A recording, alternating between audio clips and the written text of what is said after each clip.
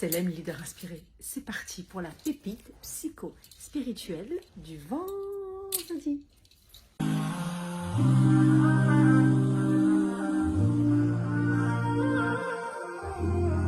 C'est parti.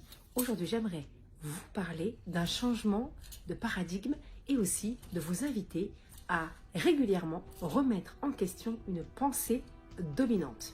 On entend souvent dans le développement personnel, et vous connaissez ma position depuis 2019, je suis anti-développement personnel, je propose depuis 2019 le concept, un processus, une méthodologie de dépouillement personnel au service de l'éveil spirituel individuel qui va à son tour servir l'éveil collectif. J'aimerais revenir sur ce qu'on entend partout, surtout dans la spiritualité New Age, comme étant la pensée dominante qui est nous serions la moyenne des 5 personnes que nous fréquentons. Eh bien non, j'aimerais mettre mon veto dans cette idéologie, cette croyance, car une croyance, quand elle est partagée, quand elle est conscientisée par beaucoup de personnes, ça devient une espèce d'égrégore et ça devient une vérité. Or, en tant que leader inspiré, quand on travaille son leadership, c'est aussi s'autoriser à remettre en question une pensée dominante. Et cette pensée dominante pousse parfois à certaines dérives dans le développement personnel. Je m'explique. Lorsque l'on dit que nous sommes la moyenne des 5 personnes que nous fréquentons, nous nous identifions uniquement à 5 personnes. Et donc, nous oublions clairement qui nous sommes réellement. C'est-à-dire que nous ne nous dépouillons pas. On est donc encore ce renforcement de la personnalité que nous pensons être. Or, quand on fait cela, eh bien, on ne se connecte pas à notre essence originelle. La réalité, c'est que nous sommes d'abord, avant les fréquentations, la moyenne de notre relation avec l'être spirituel supérieur. C'est-à-dire que ce sont nos racines et le lien avec notre dimension métaphysique, avec Dieu, avec qui vous pensez être au-dessus de vous. Certains vont l'appeler le Tao, certains vont l'appeler l'univers, certains vont l'appeler la vie, certains vont l'appeler la source. Moi, je l'appelle Allah, ok?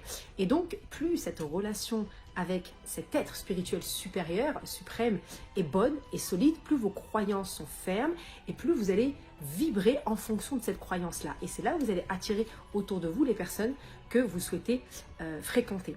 Et quand on a une relation solide avec lui, par voie de conséquence, qu'est-ce qui va se passer? Vous allez influencer votre entourage. Et donc, ce n'est plus votre entourage qui vous influence, mais c'est vous qui allez proposer une influence positive, spirituelle à vos fréquentations.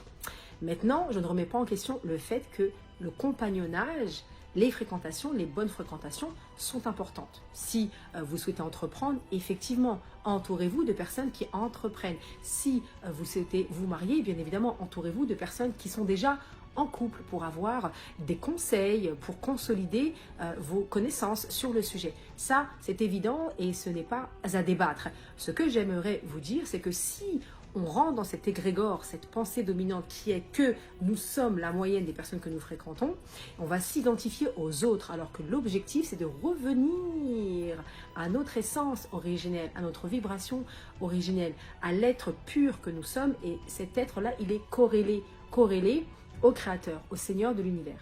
Et donc, si vous corrélez votre existence aux autres, qu'est-ce qui va se passer quand ces mêmes autres vont disparaître ou changer de trajectoire? Vous allez également changer de trajectoire?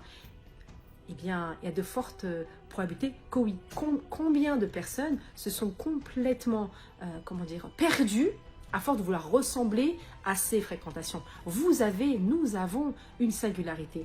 Nous avons des spécificités personnelles. Nous avons une empreinte unique. Et cette empreinte unique, elle est connectée à celui qui l'a créée et non pas aux autres. Donc, je reprends mes propos.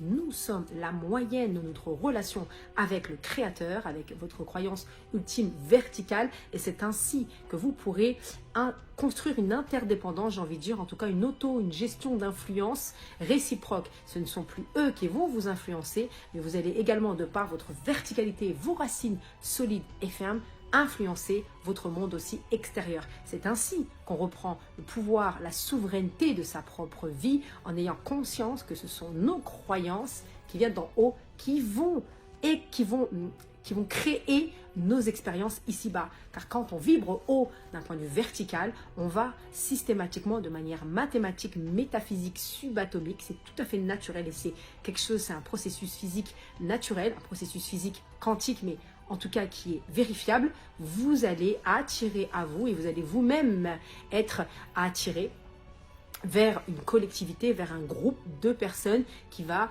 vibrer la même chose que vous. Et je vous souhaite que toutes les personnes qui seront autour de vous, eux-mêmes seront dans cette croyance, en tout cas dans cet état d'esprit où eux-mêmes, celui qui l'influence, celui qui les influence est l'unique et notre être, l'être spirituel suprême, l'être spirituel suprême.